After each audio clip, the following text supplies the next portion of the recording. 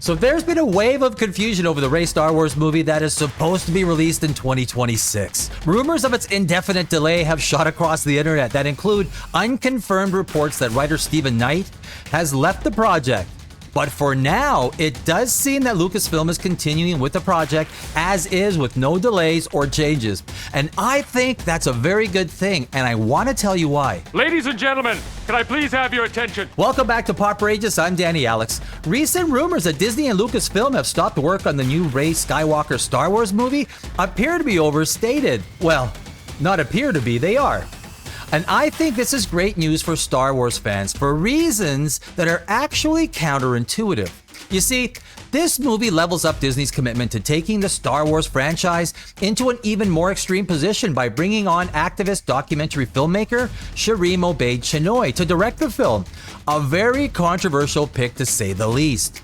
She's made it clear through interviews and statements that she puts her activism into every film project she directs, causing many Star Wars fans to feel even more alienated from the franchise they once loved. Or maybe they still love it. You serious, Clark? But regardless of your thoughts and your love or hate of the Star Wars franchise, I believe that projects like Rey Star Wars movie should be completed and released in the way that people who head the studio feel is best. She's such an idiot! The last thing anyone wants or needs are activists in disguise, because it's critical that the true intentions of the studio heads comes through so that the audience can make the final decision with their wallets.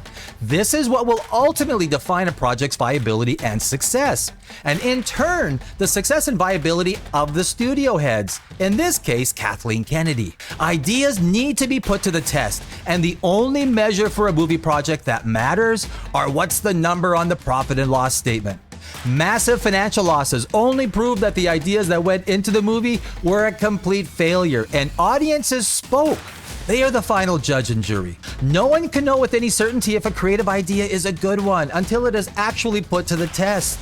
The real test, where the film critic and decision maker is the individual movie-going customer. And who knows, Sharmeen Obaid Chinoy may make an amazing movie. It's possible. It would be impossible, Captain. But her initial comments and over-the-top activism do not align with what made Star Wars a great franchise in the first place. Kathleen Kennedy makes the decisions as to who will direct the movie, has final approval on the script, okays all casting decisions, as well as the final cut and edit of the movie. The only way her activist approach to movie making can be proven detrimental and financially destructive to Star Wars brand is to release these projects as she believes is best. Let there be a clear record of how bad these ideas are and how the decisions leading up to the movie's release caused the massive financial losses. The Marvels is the perfect example. The fans told Disney and Marvel Studios in no uncertain way how bad the Marvels movie idea was, and they were proved unequivocally correct. Disney suffered massive financial losses and had to own the embarrassment of releasing such a terrible movie. It validated the fans and proved that the studio heads are completely inept in making creative decisions for the franchise. And it's not because it's a superhero movie that features 3 women with an antagonist who is female as well. I mean, quite frankly, that's a great, compelling idea that, if it was done right, should have been very successful. It's in the execution of the projects that lead to the creation of the Marvels, and it started with the cringeworthy movie that started it all, Captain Marvel in 2019.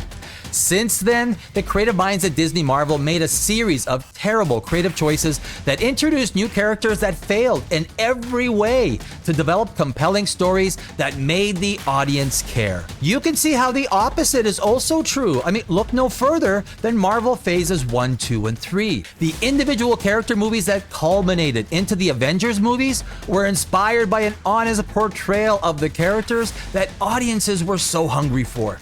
And now, we have a new Star Wars movie being made and developed by individuals who appear to be unqualified to take the Star Wars story and make it better, after a slew of uninspired TV shows that knocked the Star Wars franchise down to all-time lows. It is important that Kathleen Kennedy, Bob Iger, and the board of directors of Disney set in motion their ideas, whether they are deemed good or bad, and allow the fans to make the decision at the box office. If they choose to use Marvel and Star Wars as an activist platform instead of just telling great stories, Let them release their destructive and financially losing projects so that history and her story can record and forever seal their inept decision-making for all to see.